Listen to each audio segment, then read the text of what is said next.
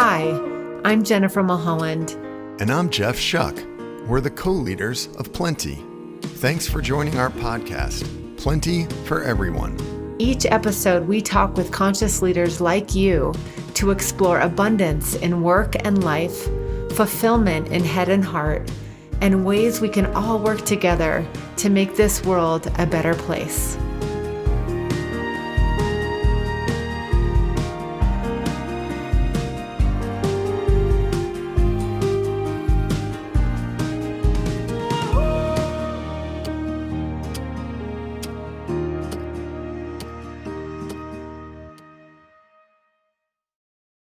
Fantastic. I'm honored to be with you both, and and thinking about preparing for this and knowing Jen for well over a decade, and Jeff, hearing so many great things about you and following the Plenty message.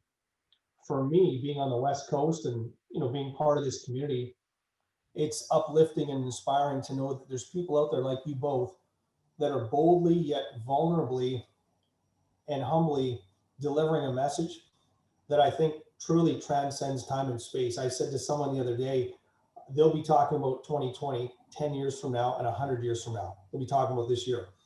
And when we look back on this time, we're going to recall and remember those people who had a voice, who listened, who connected, and who were courageous enough to say, you know what, this is hard, but there's hope. And you both have represented that beautifully. I've had the honor of sharing the Plenty message with my group through my podcast, and sending the message that you both are doing out there. So I want to start off by saying thank you and a depth of gratitude to you both for being stewards and leaders in a way that's not connected to title, but that's connected to absolute purpose every time you speak and every time you write. So I want to start off by saying thank you for that. Well, we're rolling, so thank you. We're going to splice that in somewhere. Yeah, we're starting with that. I just also want to say I am so excited to have the two of you meet each other.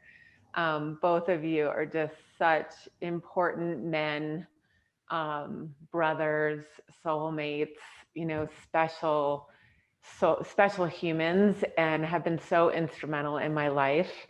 And I am so excited for this conversation and really curious about what rabbit holes we're going to go down. But for those of you who are tuning in, let me introduce you to one of my best friends, Ranj Bawa. He is the president of and founder of Renewed Balance Lifestyle Coaching.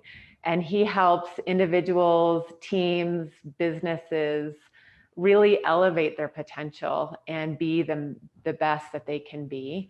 And Ranj and I met, this is a whole story. So I'm just going to pause for a second, say welcome. We're so grateful. Tell us a little bit about where you're calling in from. You have a beautiful backdrop. What mountain range is that? And where are you right now? I know you've been in the process of moving. So yes. Welcome, Ranj. Thanks, Jen. Thanks, Jeff. I'm currently in Vancouver, British Columbia, on the West Coast, beautiful West Coast, my hometown. And that backdrop, I either think it's in Wyoming or Camp Alberta. It is. It's the Tetons, but you're like British Columbia. That should be Calgary Mountains. I spent a lot of time in the mountains, being in Alberta for over 2 decades, and there's a part of my heart that's in those mountains, and so I thought it'd be appropriate to bring that to the table. And knowing you're in Utah and Indiana, and just kind of bringing the light from behind me. But it's an honor to be here, and that's where I'm coming in from today, Vancouver, British Columbia, and really happy to be here with you both. Thank you. Well, for those of you who are just listening in, I would love to introduce my partner in crime, Jeff Shuck, co-leader of Plenty. There's no crime. There's only great things that we're up to. But thanks. It's awesome to be here, Ranj. It's so nice to meet you. And maybe before, Jen, you tell a story of how you two are connected, let's just start off with kind of where are you at? Like, what's present for you? Tell us what you're up to and how you're seeing and feeling about the world right now. Great question. Thanks, Jeff and Jen. Well, looking back when this year started to unfold, and back on, it was March 17th, actually, when a division of my business, which is a training and physical training business, shut down. And it was like that. It was overnight. And I remember sitting down in my basement. I've got two young kids, 9 and 11, my wife Heather, and I came home, saw them. I went down to my basement and I sat quietly and I had my hands folded in front of me. I was looking at the ground and I just sat in the moment thinking, this is a tough one. I could just feel that it was coming. I played, I was a quarterback for a long time and I loved my career as a QB and learned a lot from the game. And I remember sitting there, and it felt like I was on the bench on the sideline for a moment and deciding how I'm going to play the next series. And so I took the time and I've trained myself to do that. Whereas when I was younger, I would have tried to muscle through it. So fast forward from that point to now, where I'm at, Jeff, it's a great question. I'm in a state of listening. I'm in a state of gratitude. I'm in a state of observation, really watching, listening, and aligning with my purpose and that of my family, while at the same time aiming to be a channel and a foundation for people to speak, talk, share. What I'm noticing more than ever, and it starts with me to your question, is I'm talking myself more than I ever have. So I do walks in the morning and I bring Ranj with me and he's walking with me and we have very, very deep talks. Just had one this morning. And a few weeks back, we had one that was a little harder and he was nervous and he was anxious and he was wondering, how are we going to get through this? And so the conscious part of myself said, okay, we've been through times like this before, not this exact time, but adversity. So you got to lean back in to your fundamentals. So for me, I feel very strong, but I feel very hopeful. At the same time, I believe, Jeff and Jen, that we're just on the cusp of November. And I think we've got 60 days of really tough times coming up.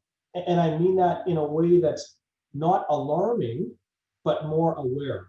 And that's one message I want to send across, is that we can look at this and say, wow, we're in the fourth quarter of 2020, a lot of implications ahead of us. And it's not an alarmist view. It's just to saying, I really feel that a lot of people are going to have a lot to say. People are going to have many feelings and sentiments. And there's going to be an opportunity for us leaders, and everyone's a leader in their own right, to really get in a state of listening and observation and support more than ever. And I think when that calendar flips to 2021, there's going to be a symbolic renewal. I think we're still in the midst of a lot of things, but I do think there's hope and opportunity for us to recalibrate, put our feet back on the ground and get going again. But we're about in the 11th round of a 15-round prize fight. And the boxer's legs are real tired right now. Good analogy. Well, I'm curious, following that thread, just given that you're a citizen of Canada, what, for us in the States, obviously we're in election week and there's a lot of the anxiousness, there's a lot of unrest, and I would say collective worry about about the outcome, either or, of what the state of affairs is going to look like in a week, and is it going to be different? It's just so mysterious, and there's a lot of, I would say, just sped up energy around that wonder. And I'm curious about what does a Canadian look like? How are you perceiving what's happening in the States in the context of what you're seeing in your clients, in your loved ones around the coronavirus? Because imagine it's different. Like, we're all experiencing such a different way of the virus, and different countries are handling it differently. So I'm curious about, that your perception of the US right now, and just the conversation amongst your family and clients, and how coronavirus is impacting you. Is it different than what we're hearing on the news? I imagine it's probably different, maybe the same, I'm not sure. I'm just curious about how is that showing up for you? Yeah, thanks, Jen. I think first of all, we've been such, on a national level, partners with the US and having this distinct advantage and privilege of being so close to that country, as partners. And many of my dear friends, close friends, family, like you two, and many of my people live in the US, as do many of my clients family and friends. So there's definitely a heart connection there, definitely. And I would say, the Canadian population is give or take 36, 37 million. That's only the number of California, people in California. So we're a much smaller volume here. Relatively speaking, the coronavirus, COVID-19 cases have increased. So there's been a second wave, and it's really escalated in the east, in Quebec and Ontario, and recently in the west. And so there's a lot of thought and a lot of anxiousness around that as well, in terms of wearing masks, kids going to school, the state of affairs with the number of people. They just put a regulation in Alberta that there can only be 15 people in gatherings. And so up here, it's definitely prominent. There was a significant wave through seniors' homes that was very sad. A lot of people lost their lives, and that was early in the coronavirus. And so I would say, again, this is speaking very generally from my perspective, the observation image of the US right now, there is a tremendous amount of anticipation and observation and wonder of what's going to happen, because the the economy is so built upon the resources in Canada, and there's just many implications, as you said, either or, whichever way the election goes, there's many implications for Canada's economy.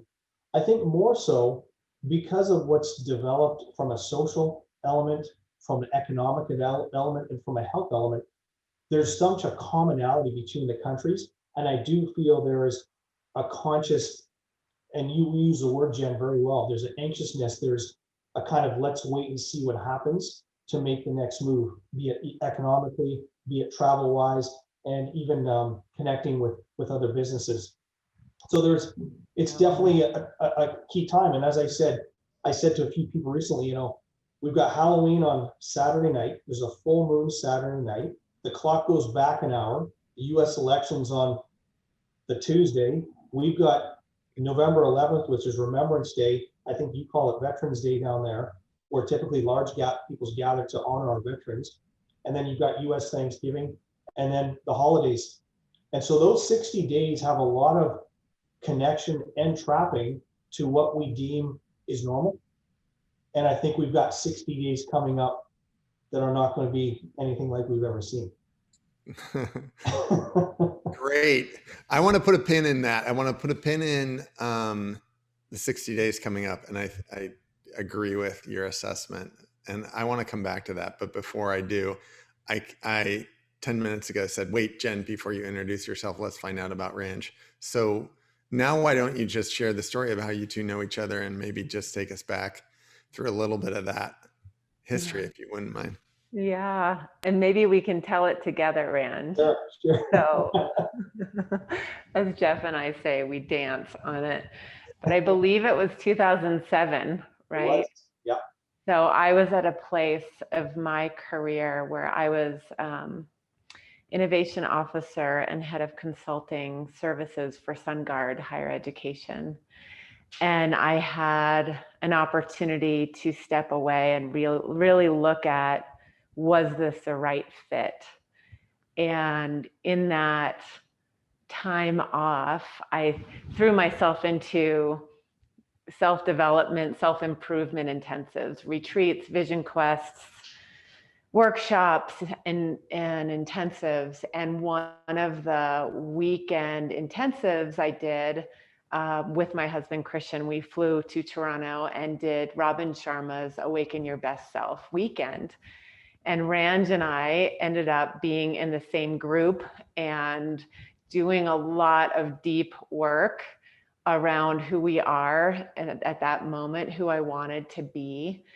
And we were paired up, and I remember just being so heard in such a safe way. And we had so many synchronistic moments that literally kept on bringing us back together on breaks, on runs. We would run into each other, and just the energy of exchange, of positivity, of interest in coaching, of both being D1 athletes, and just there was just such energy around it. And one of the profound experiences I had during that weekend with you, Ranj, was we had to write our own obituary.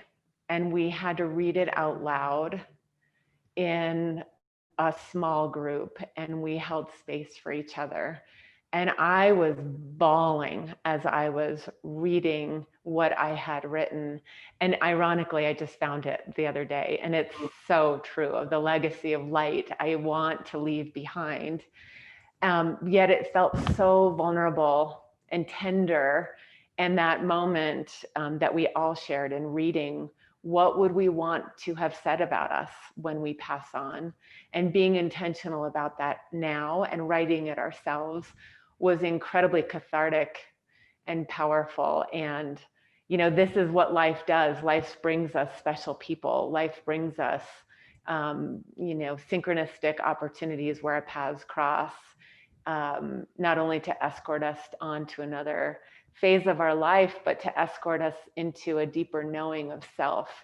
And that's what both of you have brought to me, is this incredible gift of deeper knowing of self. And that is just a little kind of flavor of our Awaken Your Best Self. And then 10 plus years later, we're still connected. So maybe I'll let you clarify anything I missed out or anything that was important to share about Yeah, let's have you fact check all of that.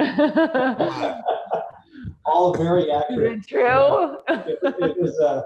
It was a true privilege. And Jen, you've always often talked about, you and Jeff talk about the importance and the depth of conscious conversations. And I remember you and I had a number of them, both in our small groups and with the larger group, with Christian and the group that we were together with. I remember a couple of nights having dinner out, and it was it was June at the time.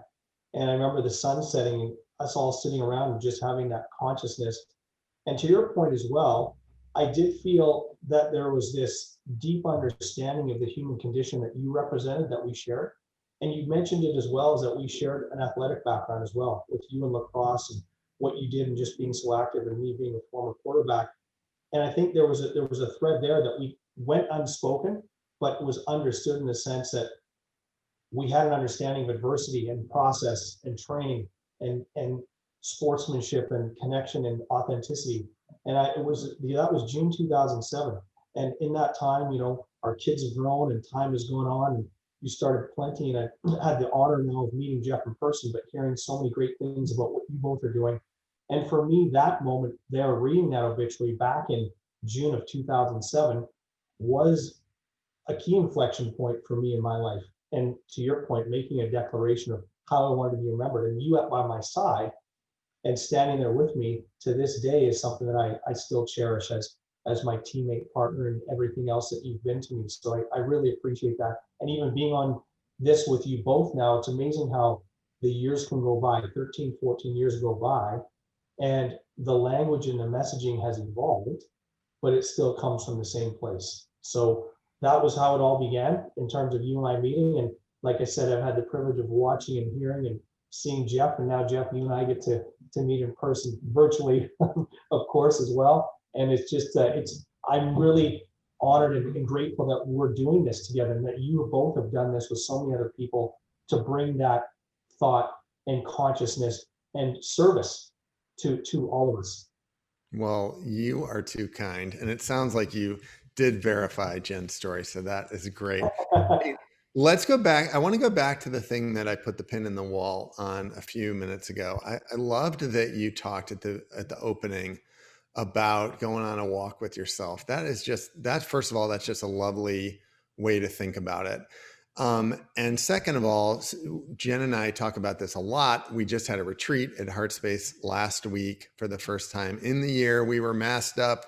We were 6 feet apart, but it was fantastic to have conscious leaders back in Heartspace. And one of the things we said a lot was, in some way, shape, or form, the phrase, be in conversation. And specifically, we're talking about being in conversation with yourself, questioning what you think you know, being reflective, being kind and gentle.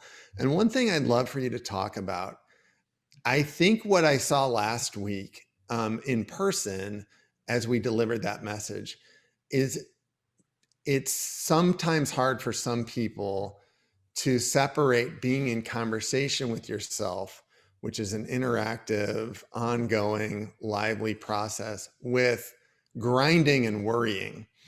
And a lot of people, I think, feel like they're in conversation with themselves, and it's a really ugly conversation to be part of. It's replaying, it's rewinding, it's grinding. So I'd love for you to just talk about how does that process of being in your own dialogue work for you? And for people who maybe can't get out of the loop whenever they're alone, what do you say to them about creating some space so they can actually hear what's really dying to come out? Jeff, that's brilliant. And just the way you describe that puts forth a demarcation line that has to exist when you have a conversation with yourself. And this is something I've learned. To the point of grinding and worrying, I've been there many times. And what happens, I have found through my own experience, is that rather than a conversation, that grind and worry is more around the vein of a diatribe or a dissertation or a dictation. And we would imagine talking with someone and having them shout at you or having them give it to you, and you sitting there going, looking at them saying, I just want to get a word in, I want to explain myself. And so the demarcation line on the other side of that, I think, exists, and I start with an invitation. So anytime I talk to myself, I always invite myself in. I just say, hey, whether it's the Ranj dad, whether it's the husband, whether it's the former quarterback, whether it's the entrepreneur, whether it's me 75 years old, many years from now, I ensure I put forth an invitation to say, I'd like you to come on a walk with me. Would you be willing to come on a walk, and you're welcome to. The moment I step in with myself, I then dial into my virtues of kindness, listening, gratitude, compassion, and presence. Whereby if I'm battling with myself, which I have, it becomes more of the locker room shout at halftime, telling everyone to get their you-know-what's moving. And sometimes you need that as well. And so what you both have done with this element of conversation and teaching people about that is the times with ourselves. I would encourage people to create an invitation for yourself. And that might be through journaling.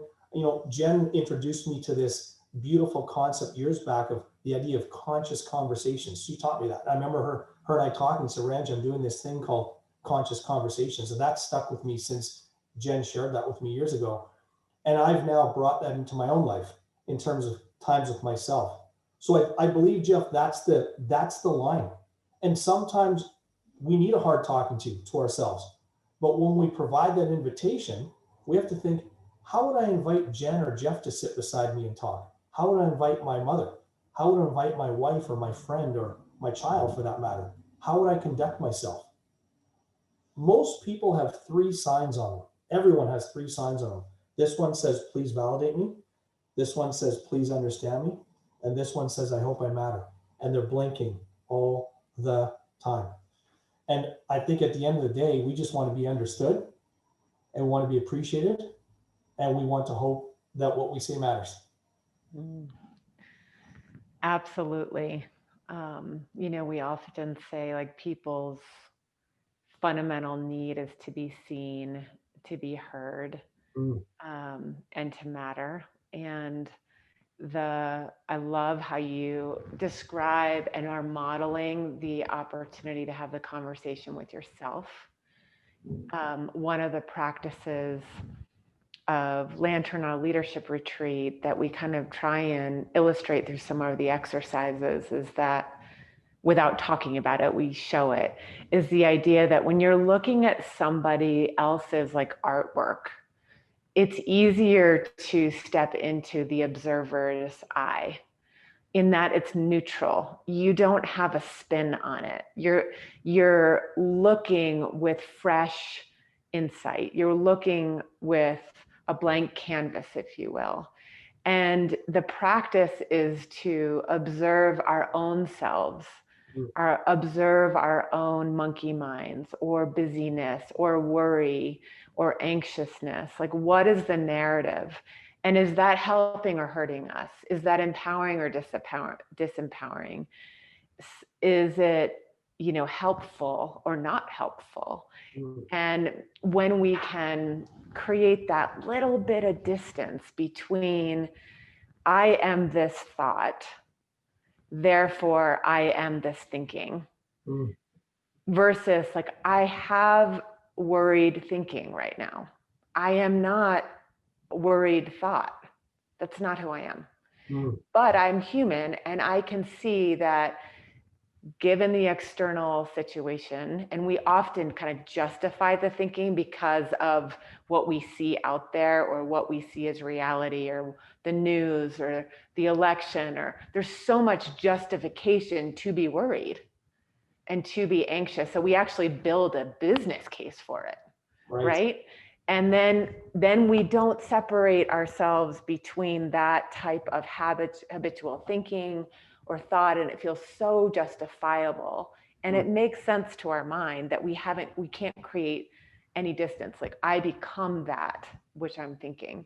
And I love the invitation that you say. It's just like, can I just show up to myself in witness? And a witness is literally doesn't have any spin on it. There's no objectification that I am that thought. Right. But I have that thinking. And when we don't have to kind of work on it or solve it or change it, which is very opposite from what we were doing in 2007. Like we were trying to fix those thinking to get someplace else, right? Truly. Rather than, I think, what Jeff and I are experiencing now with some other kind of work is like, well, can I see that I have that, but I'm not that? And if I leave it alone and honor it as a part of me with some observation and witnessing distance, then I can see it as potentially a gift or a tool or a different way to know thyself. And I just think that's really an important part of our path right now of being our own best friends, like giving ourselves the ability to be seen, to be heard, to feel like we matter. Like that can't be given to us.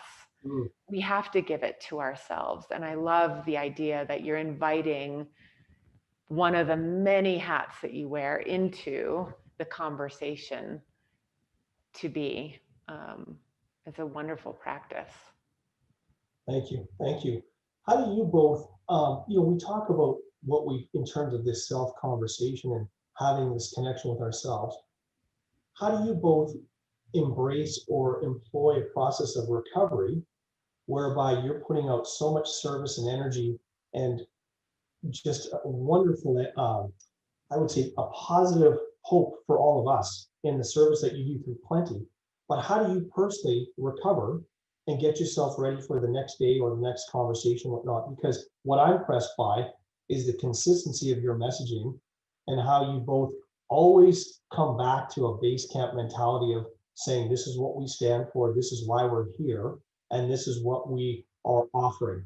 It's never, this is how it has to be, this is what you have to do, or this is how it is. It's never like that. It's much of an invitation.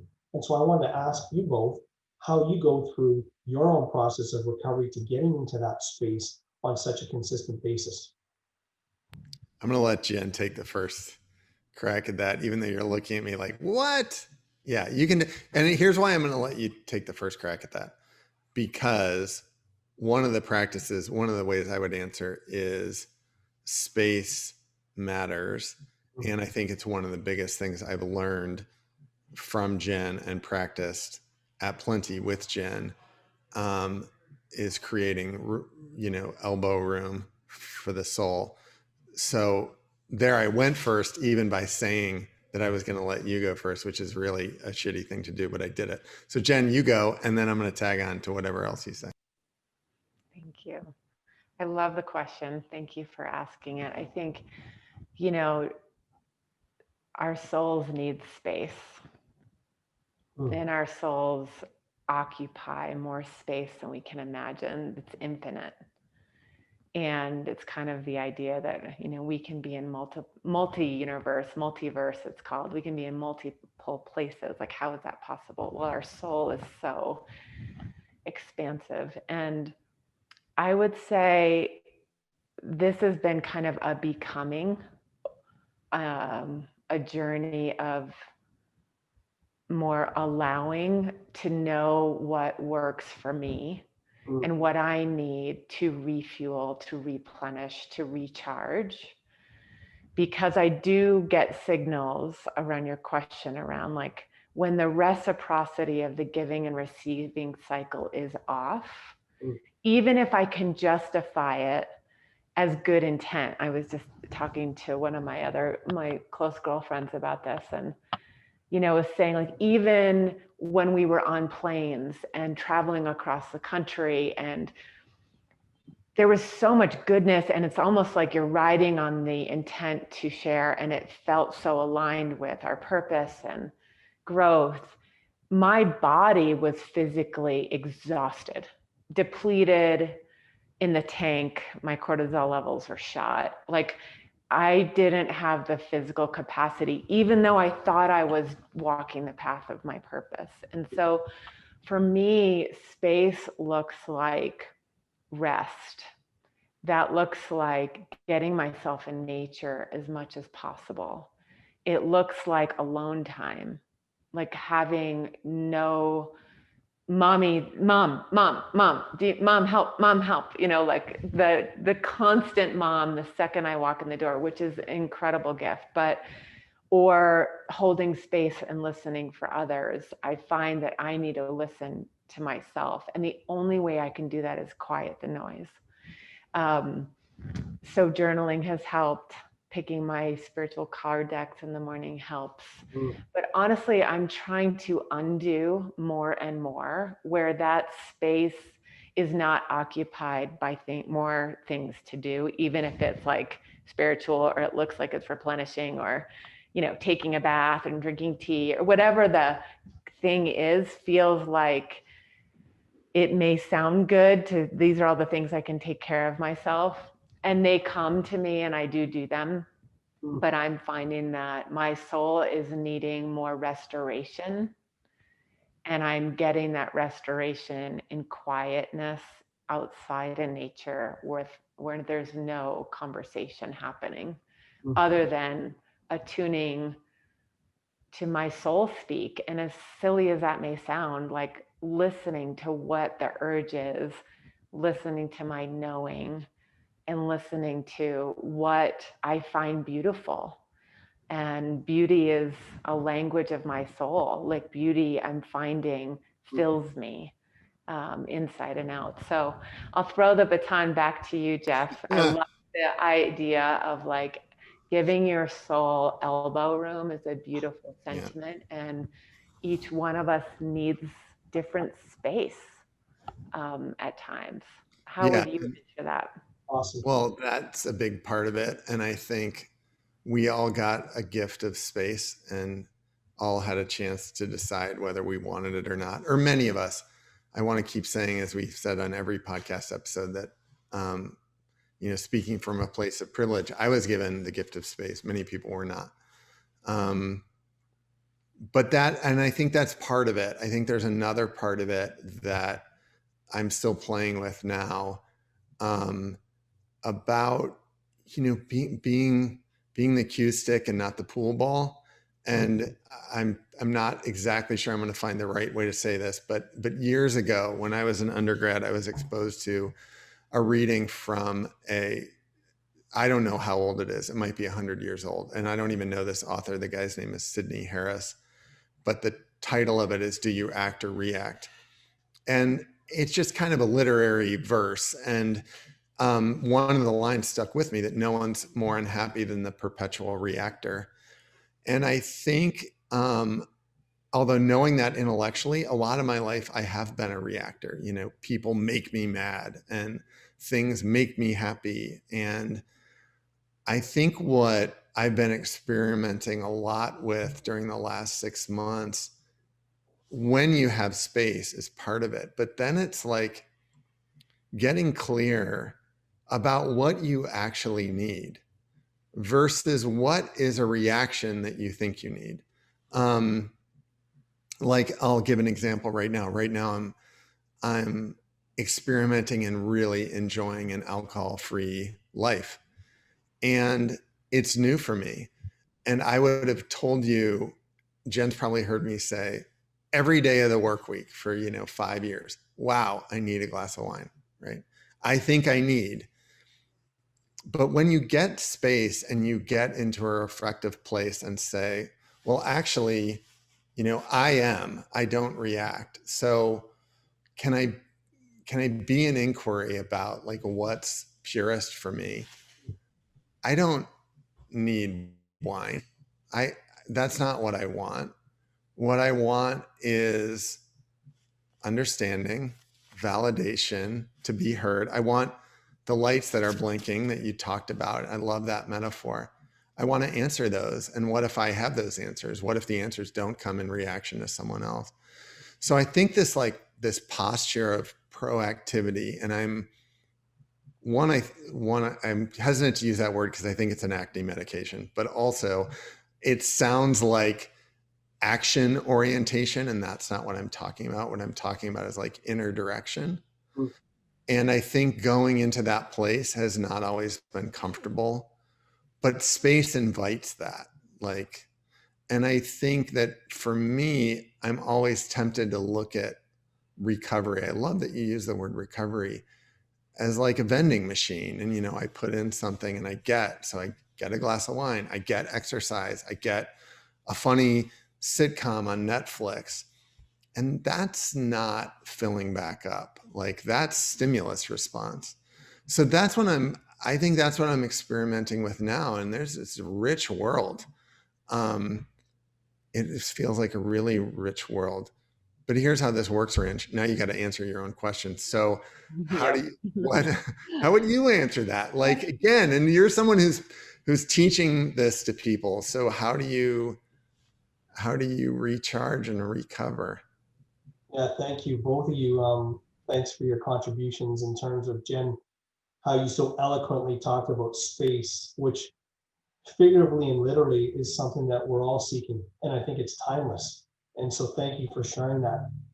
Through generations, people are seeking the space. That's why people settle in new areas, literally settle in new areas, because they're looking for space or move to places or even change their surroundings. So thank you for that.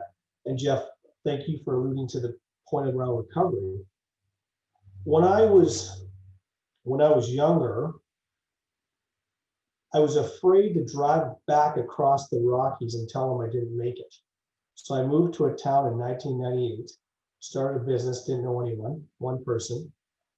And I was driven, which I thought was by my work ethic and how I was raised, but it was more by fear. And so similar to you, I don't drink alcohol and I didn't do drugs or anything like that. But what I did was I leaned into work thinking that was a conduit to show that I could make it. But really, when I break it down and I watch my old game film, and often as a former athlete, I do that. I take game film off the shelf, metaphorically speaking, and watch it. And so I can learn from what happened before. And so that drive was more of a reaction depletion cycle, whereby now I'm looking at my life and saying recovery and response allows me to glean the most out of time, which is only right now. So the commitment to the present moment, I'm in a constant state of response and recovery. Even preparing for this today, which I was so thrilled about, I went for an early morning walk.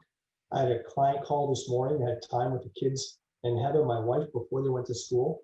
And I actually just sat down for 5 minutes. It was 5 minutes. It was absolutely silent. No one was home. And obviously I'm doing this from my home office. And I just sat in space and time, and I actually felt myself recovering. Even though I hadn't exerted myself, I was allowing my presence, my observation, my sensory capacity, what put me in a primal position. So I could hear, feel, smell, taste, and see 10 times better than I could yesterday in preparation for this. So how do I recover? I really get into that state of those quiet moments that Jen beautifully described of space. That could be in my own living room. That could be on a drive. That could be on a morning walk. It could be during a workout. It could be within my family on a weeknight. But really understanding that space and time that you talk about calls for us to be present. There's so many distractions and there's so many side doors in life. And I'm not going to judge those. Those, it would be easy to say those are bad or those are negative. I think that's attachment when we talk about it like that. I just think those are other choices that perhaps don't serve us. Yeah. And so what I choose to do is in my recovery, I pick my moments and I get right into presence, and it puts me in a primal state. I'll just share this with you. I'm often fascinated. Like I grew up in Vancouver and then moved to Calgary or by the Rocky Mountains. And I often say to people, do you ever see wolves and cougars racing around the forest? Do you actually ever see them? You don't. Why? Because their game is slow. They go slower so they can go faster. They sit in time and space and recover, and more of their time spent in recovery so they can perpetuate the gene pool and actually last for generations. And we're marveling at these beautiful, majestic animals that continue to thrive generation after generation. Why? Because they spend more time in recovery than they do reaction or response. And that's a very primal example, but I'm thinking if we can adopt that as humans, we'll have higher propensity to be absolutely connected to the moment rather than attached to the trappings of what should happen, what did happen, or what's going to happen. Long answer to your short question. It was your question. It was a great question. My question. I think it was my question. But that's where I feel recovery can really play a role in life. I love it. I think we often share with businesses and teams, and it's a comment that's easily taken intellectually, but it speaks to exactly what you're talking about, is this idea that we need to slow down so that we can speed up. And what we mean by that is connected to presence. And I love that you shared that, because I really believe, we believe that that is one of our superpowers. And it's been hijacked by culture, by performance, by what we think we have to do, what we should do, by, all the people telling us what to do. And when we are not present, the consequences are that we have to repeat the territory we just came over. So on a meeting, we just had this conversation with a client yesterday, Zoom call. If you want, you can totally multitask, right? Like you're behind the computer, you can hide your video. Like there's ways that can make it really easy for you to do everything else other than be here now. But when you're not really here, you miss it. Like you don't hear what's being said. You don't hear beyond the words. You don't hear where the person's coming from. And then we rob ourselves of that exchange. And so the trite statement that literally our presence is the gift, it is the present we give each other, that I think the more we can experiment with what that looks like, even if it's 5 minutes of just stopping, like stop, literally sit, like you don't have to run so freaking fast. And I love that analogy of actually, if we look to nature, nature is in rest mode so it can grow. Like it is in hibernation, and we're going through this period in the Northern Hemisphere where we're going into hibernation. And that opportunity to slow down, to literally stop, to create space for ourselves so that we don't have to be forced to be, like we don't have to be given it unintentionally. And we call that the forced rest period, or the Mack truck, or the forced smackdown that we all have, like running too fast. Oh, gonna get your attention. You're not gonna be able to, run as fast. And so really we're seeing the quality of our work change, the more intentional the quality of our presence is.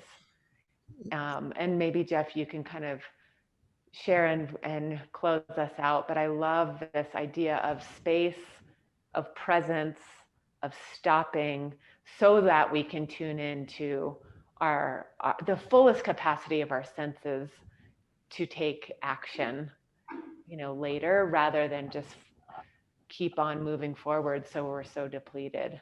Yeah. And I'm hearing something deeper. I love all of that, Jen, and hearing something deeper, Ranj, on what you shared that is maybe the teaser for next time we have you, because you have to come back,